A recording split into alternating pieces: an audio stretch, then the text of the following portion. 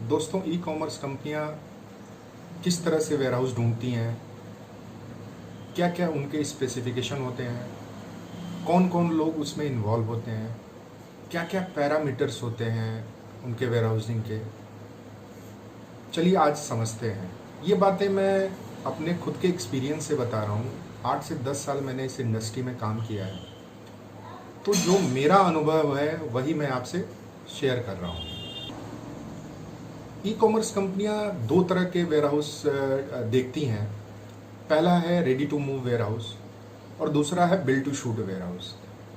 Ready to move warehouse preferred करती हैं e commerce कंपनियां, क्योंकि रेडी टू मूव वेयरहाउस में उनको इंतज़ार नहीं करना पड़ता, और अगर उनके स्पेसिफिकेशन के हिसाब से रेडी टू मूव वेयरहाउस मिल जाता है तो वो किराए पे उसको ले लेती हैं।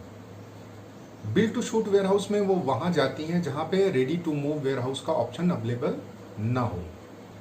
ई कॉमर्स कंपनियां जो भी वेयरहाउस शॉर्टलिस्ट करती हैं वो वेयरहाउसिंग नॉर्म्स के हिसाब से शॉर्टलिस्ट करती हैं, जैसे कि उसमें फायर एनओसी होना चाहिए, लैंड का कॉमर्शियल लैंड यूज होना चाहिए, और भी बहुत सारी चीज़ें वो देखती हैं।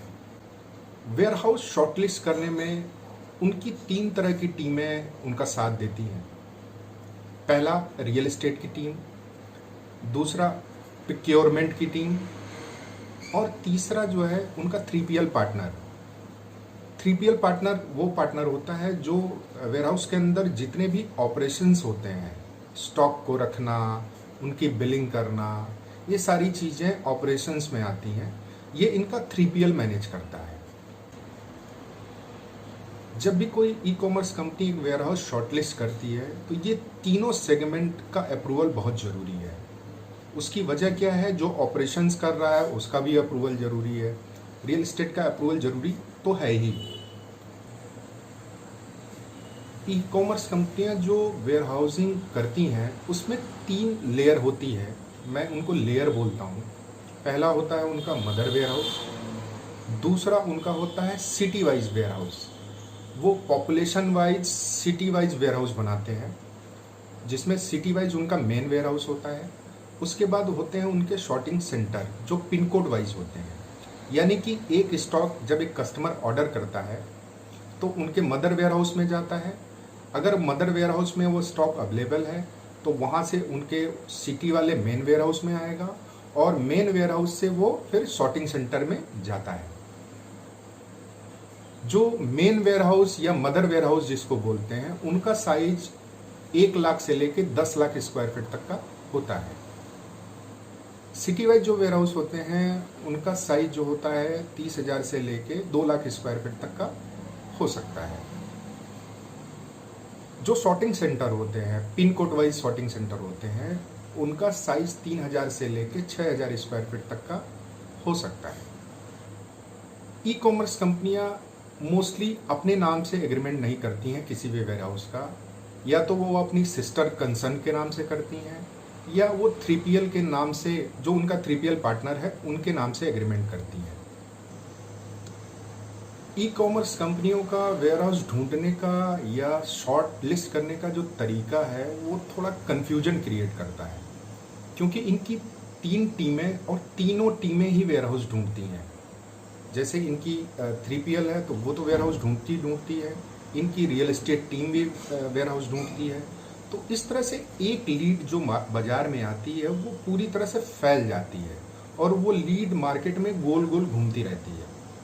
तो अगर आप 1 साल पहले कोई रिक्वायरमेंट अमेजॉन या फ्लिपकार्ट की आई है तो आप देखेंगे कि वो घूम रही है बाजार में। दूसरा, मैंने बहुत सारे लैंड ओनर से बात की है, या मेरे पास बहुत सारे लैंड ओनर के फ़ोन आते हैं कि सर मेरे पास अमेजोन से ऑफ़र आया है, मेरे पास फ्लिपकार्ट से ऑफ़र आया है कि हम यहाँ पे इतना बड़ा वेयरहाउस बनाना चाहते हैं, उतना बड़ा वेयरहाउस बनाना चाहते हैं। उसकी वजह सबसे बड़ी यही है कि जो ये 3-4 टीमें मिल के वेयरहाउस ढूंढती हैं, उन्होंने एक बहुत बड़ा ब्रोकर का पैनल भी बना रखा है। तो बहुत सारे ब्रोकर जो दिल्ली NCR है या मुंबई महाराष्ट्र में बैठे हैं वो भी लैंड ओनर को फ़ोन करते हैं। तो ऑलमोस्ट जितने भी बड़े लैंड ओनर हैं उनके पास या तो अमेजॉन की डील होती है वेयरहाउस की, या तो फ्लिपकार्ट की डील होती है, या जो भी मिंत्रा हुआ, चाहे स्नैपडील हुआ। तो एक बड़ा कन्फ्यूजन रहता है मार्केट में कि एक लीड जो जनरेट होती है ई कॉमर्स कंपनी की, वो कई महीनों तक घूमती रहती है और आप देखेंगे वो वेयर हाउस फिर लास्ट में किसी के पास बन जाता है। वो बहुत सारे लोग मुझसे पूछते हैं कि सर इसको अप्रोच कैसे करें, एक ई कॉमर्स कंपनी को अप्रोच करने का तरीका क्या है, कि हम कैसे पता करें कि हमारी जो लैंड है वो सुटेबल है एक ई कॉमर्स कंपनी के लिए, या ई कॉमर्स कंपनी क्या मेरी लैंड को किराए पे ले सकती है, उस पर वेयर हाउस बनवा सकती है। तो मेरे हिसाब से सबसे आसान तरीका ये है कि आप अपनी प्रॉपर्टी को इंटरनेट पे डालिए या किसी ब्रोकर से संपर्क करिए, वो आपकी इसमें मदद कर सकता है। क्योंकि अगर आपकी प्रॉपर्टी की मार्केटिंग नहीं होगी, लोग जानेंगे ही नहीं कि आपकी प्रॉपर्टी इस जगह पे है और आप उस पर वेयर हाउस बनाना चाहते हैं, तो कोई आपको कैसे अप्रोच करेगा।